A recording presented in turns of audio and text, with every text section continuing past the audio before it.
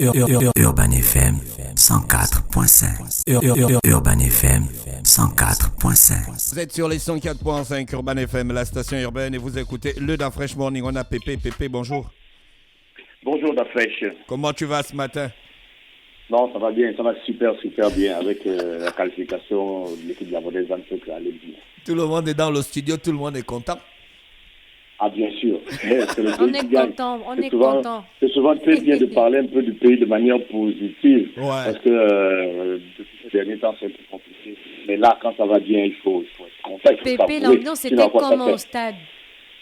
Pardon? L'ambiance était comment au stade? Mais l'ambiance était de folie. Je ne sais pas combien de buts sont arrivés par le charter, mais il y avait énormément de monde. Les Gabonais, je crois qu'il y avait au minimum 4 ou 5 bus, ou peut-être même plus juste. En tout cas, je ne sais pas le nombre de bus qu'il y avait, mais lorsqu'on était dans le stade, les tribunes qui sont sur les côtés étaient remplies de Gabonais. Donc c'était vraiment énorme. Enfin, j'ai vu des Gabonais et des supporters du Gabon. Et donc c'était vraiment énorme, et l'ambiance était avec les panternautes qui ont leur chant déjà bien organisé. C'était vraiment beau, c'était vraiment très beau à voir. Et Pépé, le coach était content? Bien sûr, il était content. Il était très content. C'est vrai que on est passé à côté de quelque chose d'encore plus beau. Mais le plus important, c'était déjà de se qualifier. Et c'est ce qui s'est passé. On dit que l'arbitre n'était pas très indulgent avec nous. Est-ce que tu penses la même chose? Je crois quand même. Il y a certaines actions qui laissaient à comment on appelle ça? Certaines actions qui laissaient à le penser. Il y avait certaines fautes qui auraient pu ne pas être sifflées, qui auraient dû être sifflées pour le Gabon. Il y a d'autres fautes qui n'ont pas été sifflées. C'était quand même un peu, j'ai envie de dire, c'était un peu bizarre, cet arbitrage-là. Mais bon, le plus important était passé, comme je le disais, les erreurs d'arbitrage, bien, si on parle de légèreté de l'arbitrage, tout ça, ça fait partie du football. Mais c'était ça. Ok, donc là c'est quoi la suite? On va en 8e de finale. On est premier ou deuxième du groupe? Le Gabon est deuxième de ce groupe. Voilà. Le premier, c'est bien sûr le Maroc. Le Maroc, dont, comme je le disais la dernière fois, l'équipe qui sort première reste dans la ville où elle a commencé à jouer. Donc le Maroc va rester du côté de Yaoundé et le Gabon va aller du côté de Limbé, un peu plus au nord du Cameroun. À Limbé, je crois dans la zone anglophone, comme ils disent. Là-bas, c'est une zone. On va aller à Limbé. C'est une zone sécurisée. Ben, si la CAF a autorisé la Coupe d'Afrique des Nations se joue également là-bas, je crois qu'elle a pris toutes les dispositions qui nécessitent le déplacement des populations. Après, voilà. Il n'y aura plus de problèmes d'hôtel? Pardon? Il n'y aura plus de problèmes d'hôtel? Il n'y a jamais eu. Pépé, il y a eu les problèmes d'hôtel, pardon.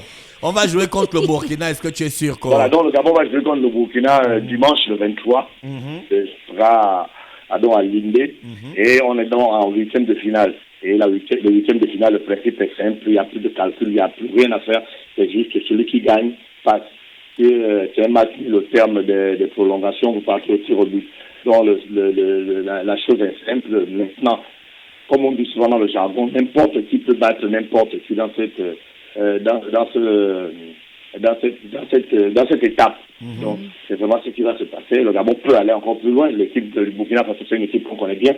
Récemment, lors du stage du Gabon à Dubaï, le hasard a voulu que le Gabon fasse un match amical face au Burkina Faso.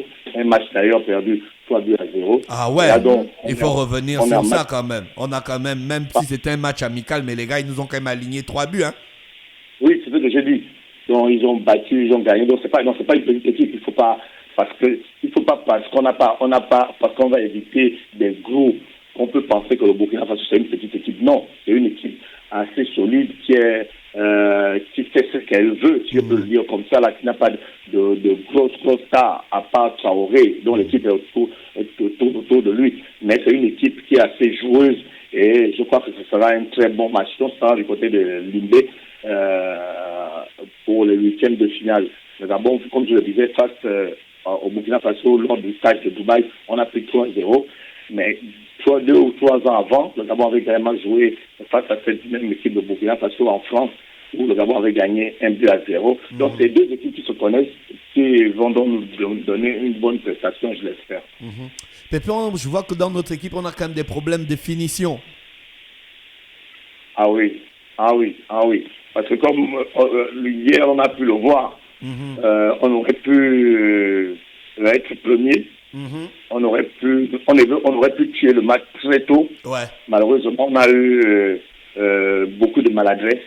On a eu beaucoup de malchance. Et c'est ça. Le football, il faut marquer des buts. Ouais. Il faut marquer des buts.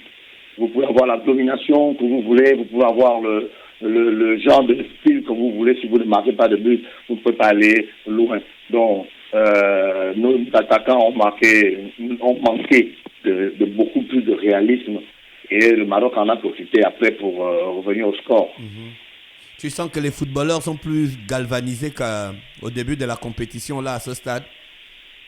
Oui.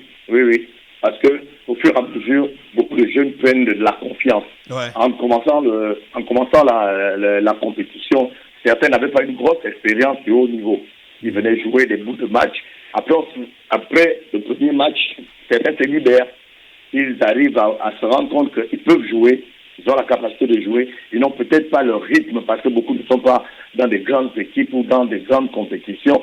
Mais maintenant, il faut arriver au moins essayer de faire le maximum. Et là, moi, je vois des enfants comme Obiono, qui est une très belle trouvaille. Il est dans l'équipe depuis. Il vient jouer des bouts de match. Mais là, on se rend compte qu'il peut prendre la mesure de la compétition. Il arrive à prendre la mesure de la compétition. Et c'est tout bon pour le Gabon. On a également le jeune Mouketou qui arrive à stabiliser le milieu de terrain du Gabon. Non, c'est une équipe de jeunes autour du capitaine Ekole Manga qui de plus en plus prend réellement ses responsabilités. À un moment donné, personnellement, je le voyais assez léger, qu'il ne parlait pas dans le groupe, qu'il n'haranguait pas les troupes. Mais là, hier, depuis le début de la compétition, je vois un Ekole Manga vraiment concentré qui parle sur des jeunes, qui arrive même à gronder sur certains, et puis quelques secondes après, il revient, il tape un peu sur le jeune pour lui montrer que, si je t'ai dit ça, c'est avec autant de fermeté, c'est parce qu'on doit être concentré, mais c'est pas un problème en tant que tel. On a vu cet état d'esprit, et si le Gabon continue comme ça, c'est réellement une équipe qui est en train de se mettre réellement en place. D'accord, Pépé, tu vas te déplacer avec l'équipe nationale? Bon, il y a le programme encore on va dire quoi, encore un peu pas confus, mais il y a tellement l'organisation risque d'être lourde, donc on va voir comment ça va se passer. Mais l'équipe nationale ne peut pas jouer dans une ville et puis toi tu restes dans une autre ville, Pépé, c'est pas faisable. Non, c'est pas possible. C'est de ce qu'on était en train de parler ce matin au Da Fresh Morning. On a beaucoup de journalistes gabonais là-bas, mais on n'a pas assez d'informations sur les activités de nos panthères. On n'a pas un rendu instantané. Et pourtant, les réseaux sociaux, ça fonctionne. L'Internet est de bonne qualité là-bas, mais on ne sait pas ce qui se passe. On veut les lives, on veut les images, vous n'avez pas accès vidéos. aux footballeurs. C'est quoi le souci? Pourquoi on a un retard d'information comme ça? Non, mais après chacun a peut-être son style. Ou bien, moi, non, il n'y a pas de style, Pépé. Il n'y a pas de chacun son style. Mais on est en 2021. Il faut changer de style. On est en 2021. En 2022, c'est quoi le style? On veut des informations instantanées. On a un groupe de journalistes qui sont partis avec l'équipe nationale. Vous avez des smartphones, vous avez tout ce qu'il faut. On peut faire des interviews, on peut faire des petites vidéos. Non, mais ils le font. Les gens le font. En dehors de Freddy Koula. Il met le travail sur les autres, ils le font. Non, peut-être. Il n'y a personne. Non, je ne sais pas, mais peut-être que vous n'êtes pas dans les groupes où il y a Toi, tu es là-bas. Tu es notre représentant. Commence d'abord. Je dis, peut-être que vous n'êtes pas dans les groupes, je parle des groupes, pour voir ceux qui font l'instantané. Il y a plusieurs médias ici qui font dans l'instantané. Même les pages officielles de l'Union font des lives de l'entraînement des Panthères, font des lives de la conférence, des extraits de conférences de presse. Il faut regarder, il faut être dans les milieux. J'ai vu les médias comme Dépêche 241 qui font les lives tout le temps, qui sont sur place. Il y en a qui font. C'est un média instantané. D'accord, Pépé. Donc, on souhaite que tu sois du côté de la ville là où les Panthères vont jouer. C'est dimanche, mais c'est là à côté. Prends déjà le bus. Oui, dimanche. Ouais, Dimanche, c'est dans quelques jours. Prends déjà le bus. On Ou tu fais l'autostop. On Tu vas- t'envoie ça te laisse RTL le temps. Monnaie. Voilà. Là-bas, c'est Orange. Man. D'accord, Pépé, merci d'avoir été avec nous. On va te rappeler. Mais d'après, oui, Pépé. merci. C'est vrai qu'on parle du Gabon, mais comme on le disait pendant qu'il y a on va dire quoi, quelque chose d'insolite qui s'est passé hier lors du match Zimbabwe-Guinée. La première fois qu'une arbitre femme arbitre un match de Coupe d'Afrique des Nations. Bon, il faut quand même saluer cette montée en puissance de l'arbitrage au niveau de la Confédération africaine de football. Elle est originaire de quel pays? Du Rwanda. Elle est Du Rwanda. Voilà. Mais ça, c'est formidable. Les chiens ne font quoi. pas de chat. C'est-à-dire que nous, les Africains, ils ont vite pris en compte le genre, l'approche genre dans l'arbitrage à la Coupe d'Afrique des Nations. Et les chiens ne font pas de chiens. Non, on est même un peu en retard. Ah bon, on est en retard, hein? Oui. C'est Ouais, déjà parce qu'en Europe et en Asie, c'est quelque chose les de femmes banal arbitrent déjà maintenant, depuis oui. longtemps Oui. les compétitions Masculines. Bon, pas depuis longtemps, mais depuis un bon moment, les compétitions Ouais, mais moi, internationales. j'ai vu la Coupe d'Europe, je n'ai pas vu de femmes. Hein. Non, pas la Coupe d'Europe, mais au niveau des championnats dans les Non, États. mais là, on est dans une coupe internationale. coupe, On oui. est dans un tournoi international. international. Oui, mais ne serait On pas... parle du tournoi international, ouais, mais même au Gabon, dans les petits matchs, là, il y a des filles qui arbitrent souvent. Moi, je parle de la CAN, en fait. D'accord. Moi, j'ai regardé la Coupe d'Europe, j'ai jamais vu une femme arbitrer un match officiel de la Coupe d'Europe. Non. Ou bien même de la Coupe du Monde. Non. Voilà, bah, donc nous, c'est une première. Oui. Voilà.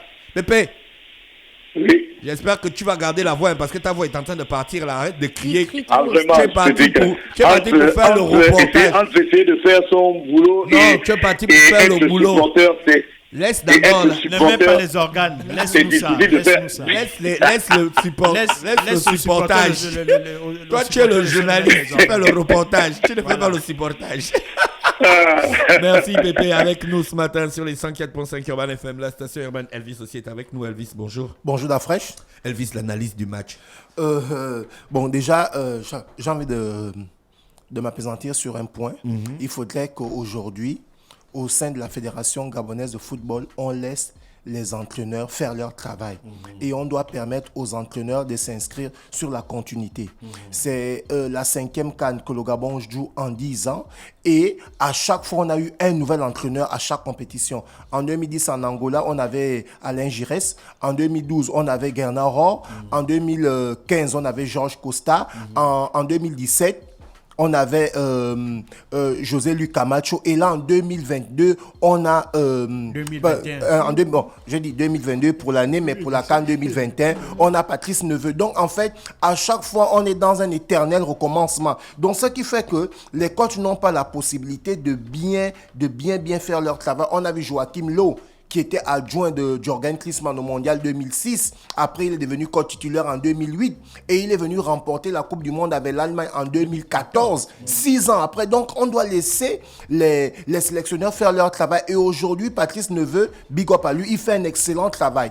Parce qu'on a la génération des joueurs qui ont joué la CAN 2010 avec Alain Giresse, les Broa Panga, le Dauphin, Ekoulé Manga, Daniel Cousin, Eric Moulungi, Stéphane Guéma, Paul Kessanier, autres, qui aujourd'hui sont déjà retraités. Donc, on a une jeune génération où on a des joueurs qui sont dans la vingtaine, tels que Enemela, Asumu, qu'on a dit là, Oyono, Ombissa, c'est des jeunes. Et on a quelques anciens qui sont en train d'aller à la retraite, qui sont déjà dans la trentaine, tels que Pierre-Emerick Aubameyang, tels que Ekoulé Manga, tels que Paloun, tels que Bioro Poko qui va aller dans la trentaine. Donc, aujourd'hui, c'est quoi? C'est un passage que Patrice Neveu est en train de faire entre la jeune génération qui aujourd'hui est en train de faire plaisir au pays et la nouvelle génération qui est en train de s'installer. Voilà, qui est en train de repartir. Donc du coup, et aujourd'hui ça récolte les fruits.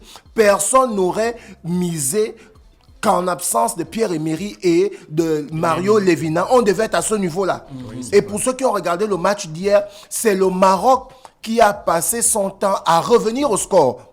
Et on dominait. Et comme Pépé l'a souligné, on aurait pu tuer le match depuis la première mi-temps. Boupenza aurait pu faire la balle qui croise sur le poteau.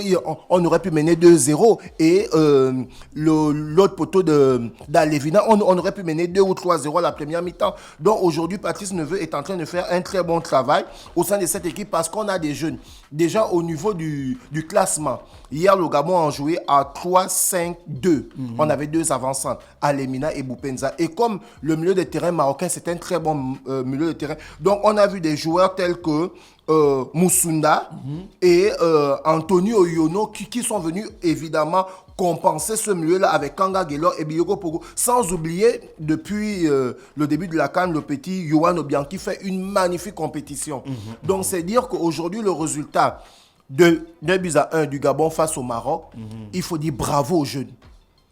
Parce que les jeunes ont joué sans leur leader en attaque qui est Pierre-Emerick, sans un autre leader en milieu de terrain qui est Mario Lemina, qui sont absents. Donc aujourd'hui, les gars ont pu arracher cette qualification-là. Et comme je le disais à l'émission d'hier, il n'était pas question qu'on perde le match. Ouais. Parce que si on perdait le match, on devait rentrer dans les calculs. Oui. Et peut-être si on était racheté en tant que parmi les meilleurs troisièmes, on allait aller affronter le Cameroun, qui est le pays organisateur. Donc, du coup, le fait qu'on a terminé 2e, on sera face au Burkina Faso dimanche. Et je pense que là, normalement, on est déjà en quart de finale. Il suffit que, comme on l'a souligné depuis le début de l'émission, que les Gabonais puissent être concentrés et professionnels. Donc, c'est un peu cela qu'aujourd'hui, on doit cultiver. Et par rapport au clin d'œil que je faisais sur Patrice Neveu, je pense que son contrat doit être reconduit parce qu'aujourd'hui, il est en train de faire cette transition-là entre les anciens et les nouveaux. S'il faille changer encore un autre coach, il va d'abord venir pour essayer de s'adapter avec les joueurs qu'il a, voir s'il doit encore recommencer le travail avec un nouveau système. Donc, aujourd'hui, on peut dire félicitations aux Panthères du Gabon. Là, on va au second tour et on peut dire bravo aux jeunes joueurs Jim Alevina, qui aujourd'hui a 2 buts dans cette compétition et qui, en absence de Pierre-Emerick, arrive à leader l'attaque en fait. Et on n'oublie pas l'absence de Bouanga. On a joué non seulement sans Bouanga, qui fait partie des anciens en attaque, mais le Boupenza et Jim Alevina ont pu gérer l'attaque gabonaise. Ils se sont imposés. Ils se sont imposés. Et n'oublions pas que il est sur le banc. Et n'oublions pas que le Maroc fait partie des équipes favorites pour remporter cette CAN, pour le titre. Et c'est un ancien mondialiste. Le Maroc a joué le mondial 2018. Donc vous savez qu'en Afrique, quand tu es mondialiste et que tu arrives en Coupe d'Afrique, tu es potentiellement vainqueur. Donc du coup, aujourd'hui, on peut dire bravo aux Panthères du Gabon et on espère que le déplacement à Limbe va se faire de façon professionnelle parce que le seul, pour parler du match, le seul match des 8e de finale dont on sait d'ores et déjà, c'est le 8e de finale du Gabon.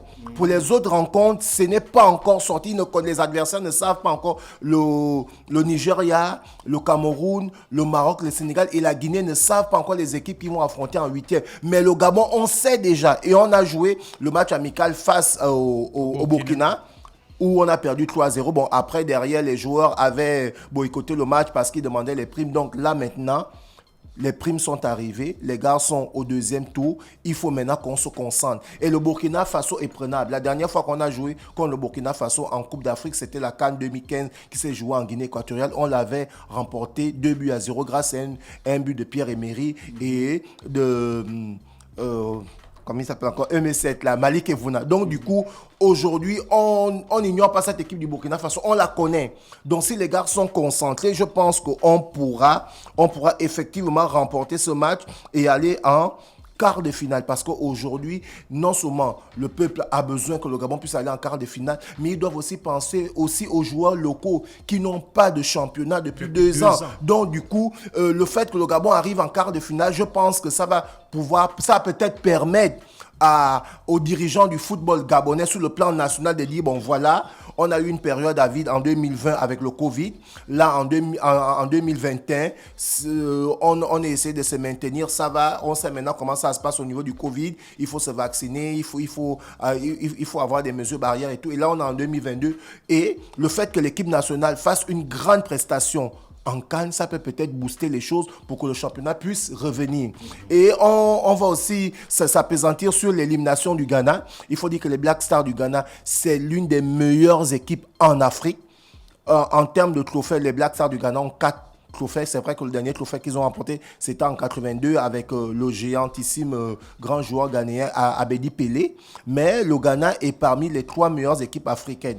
Parce que l'Égypte a 7 titres, le Cameroun a 5 titres, le Ghana a 4 titres. Et aujourd'hui, le Ghana est éliminé. Ça fait 16 ans que le Ghana n'est plus sorti au premier tour d'une compétition africaine. La dernière fois que le Ghana est sorti au premier tour, c'était la CAN 2006 qui s'était jouée en Égypte. Depuis là, le Ghana était soit en quart de finale, soit en demi-finale et soit en finale. Et cette grande équipe a participé 23 fois à la Coupe d'Afrique. Donc, sur 33 éditions, elle a participé 23 fois. C'est dire que c'est vraiment un géant du football africain et même sur le plan mondial parce que le Ghana est la seule équipe africaine à jouer ses 2 premières participations en Coupe du Monde, à aller au second et au 3e tour.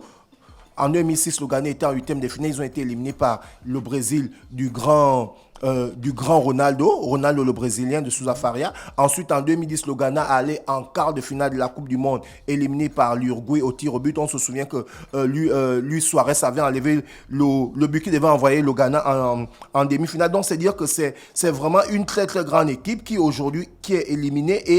Et comme je le disais, par rapport à Patrice Neveu, qui aujourd'hui doit pouvoir faire la transition entre les jeunes joueurs qui arrivent et les anciens tels que Paloun, Biogo Poko, Ekole Manga, Aubameyang et autres. C'est la même chose qui arrive au Ghana aujourd'hui. La génération composée des joueurs tels que Asamoah Gyan, Samuel Koufou, Stéphane Apia, Souleymane Montari ont pris la retraite. Ce sont eux qui ont fait les beaux jours du Ghana au Mondial 2006 et au 2010. Et aujourd'hui, le seul ancien, c'est André Ayou qui est dans la trentaine. Donc, vous voyez qu'aujourd'hui, ils sont sortis ils sont sortis au premier tour, autant pour moi. Donc, est-ce que cette équipe va pouvoir faire la transition entre les jeunes joueurs et les anciens? Bon, on le voit aujourd'hui, ça paye cash. Ils sont éliminés au premier tour. Et voilà pourquoi je faisais un clin d'œil particulier à Patrice Neveu pour qu'on laisse ce sélectionneur qui est en train de bien faire les choses travailler et pour permettre que ces jeunes joueurs-là puissent s'installer parce qu'aujourd'hui, ils font plaisir. Notamment les joueurs comme Ambissa, Alevina, Boupenza et autres. Ils font plaisir au pays. D'accord. Merci Elvis avec nous ce matin sur les 104.5. On va retrouver René Ruth pour Bavaria, le jeu et la rubrique Le Versus. Restez connectés. Voici Sirocos. Urban FM 104.5.